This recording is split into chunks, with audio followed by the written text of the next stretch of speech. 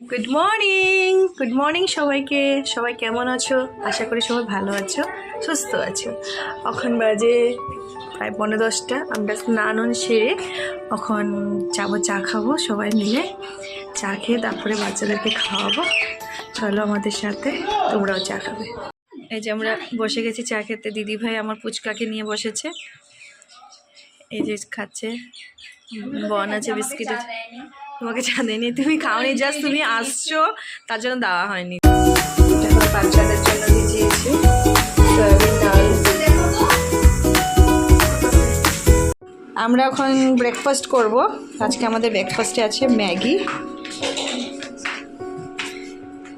হ্যাঁ দাও, আমাকে একটু দাও। তুমি খাবে না পায়েস? আমার ছেলেও ম্যাগি খাচ্ছে, দেখো।